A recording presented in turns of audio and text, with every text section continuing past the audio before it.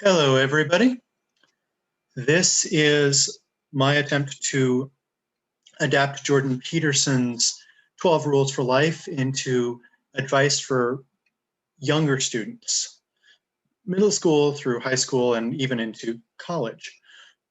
It got a little bit long, so I broke it into a number of segments. If you want to look at the rest, just take a look at my channel and enjoy.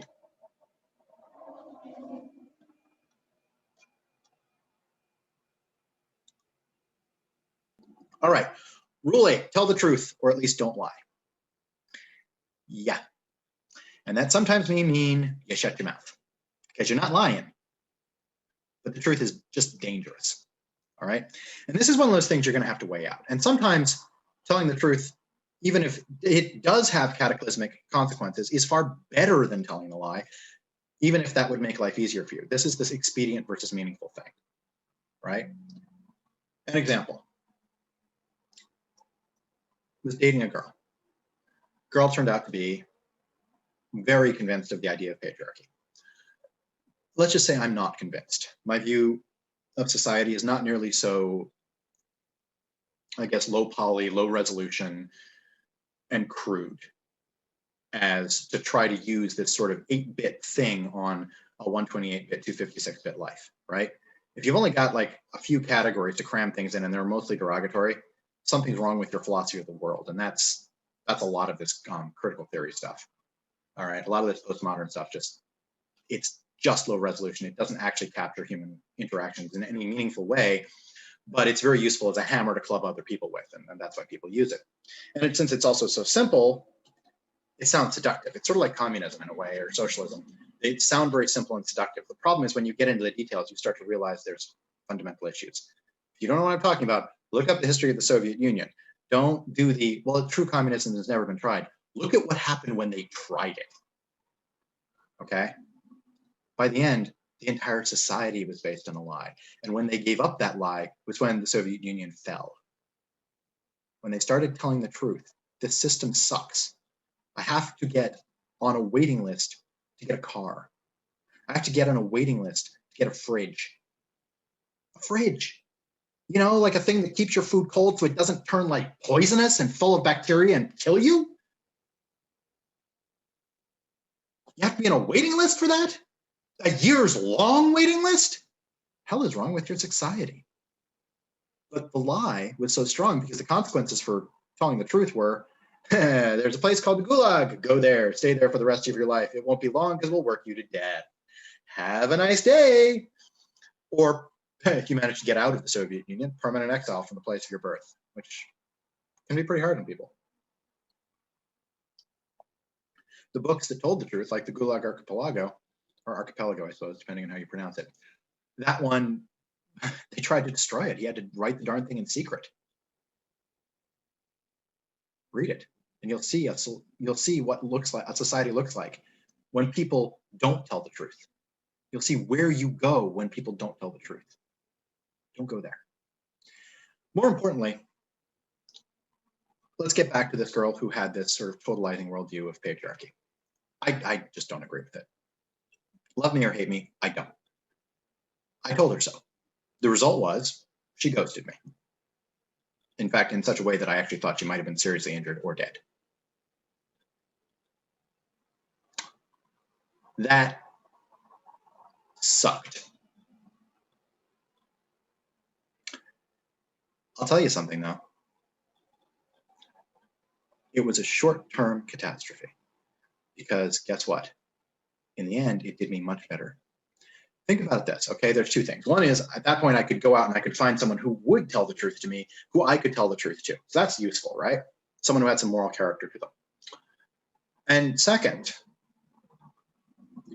This is a person who was willing to ghost me, to just vanish it, you know, and give me all sorts of hell instead of being really honest.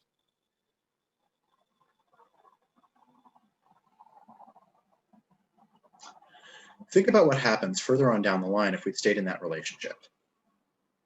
When I'd really needed them, what would they have done?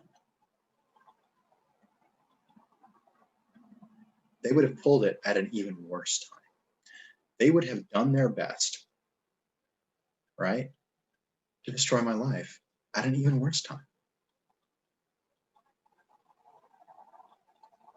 So I really dodged a bullet there. And I knew it, even as I was just absolutely livid over having been treated so badly. I had dodged a serious bullet.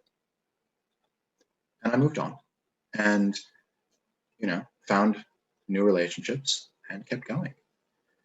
And I'm really enjoying what I've had, you know. I'm not going to go into my personal life any deeper than that, but you get the idea. So this is true. Now, the other thing is sometimes you may just have to shut up. You know, you have to think about what telling the truth will do. If it will cause something that risks you or another person's health, sometimes your career, you know, maybe you shut up for a bit. Find another way to tell the truth. But don't, whatever you do, tell a lie. Because here's the other things about lies. They twist inside of you. All right? Sometimes there's little white lies you tell because it's just like, look, it's just easier sometimes to say, yeah, that dress looks good on you, than to say what really is the truth, which is, look, I like that dress on you, but that's because I like you. And my fashion sense is about as good as your average lump of wood, so you really shouldn't be asking me. There are some women you can actually tell that to. Many you can't. So it's a thing where you want to be careful about that sometimes. But mostly I'll tell you, telling a lie twists you up. It hurts you just as much as having one night stands can hurt you. And for somewhat the same reason, and that lies tend to be more expedient. But there's a couple of other reasons. One is that, and if you don't believe me, go watch the behavioral panel on YouTube. Oh boy. And then tell me people can't tell you're lying. That sort of thing can destroy your relationships. People, no, they can tell. They can tell you're lying to them. And they may not be able to tell immediately. You may get away with it immediately. But over time, there's going to be this little hey in the back of their minds. They'll catch them. Unless they're completely gullible or, well, there's a few other rules. But other than that, they'll catch them. And then they'll start distrusting you. And you don't want to be in that kind of relationship with a lot of people in your life, especially when they start telling others that you've made a consistent pattern of lying to them. No. But the other thing is, if you lie, you're twisting yourself. You're making yourself into a liar, right? And that hurts you. That does injury to you. Now, that doesn't mean I'm perfect. I've lied in the past. And guess what? I can remember them. They come up occasionally. I remember the lies because they hurt, because they felt wrong, because they felt like they were twisting me up inside, because even though they felt good at the time, they felt expedient, I dodged a bullet, they hurt. And I still remember them. And I wish I found another way around that situation. Now, is this covered by forgiving yourself? Yes, it is covered by forgiving yourself. But just understand that if you do that enough, those will add up to the point where, I think a guy named Dan Ariely talked about this, that there's a certain amount of like low level, like white lies or sort of stuff that you can get away with in a day or in a period of time. And he kind of quantified its percentage, which you can agree with or disagree with. But what his point was, if you got above that, so like the little white lies, like, yeah, you're looking good, man, or, you know, whatever. Or maybe, hey, man, it's good to see you, even when what you really want to do right now is curl up with a book, but they're obviously in distress and you talked about. You know, some of those are like just little social lubricant lies, but some of the big ones, they twist you.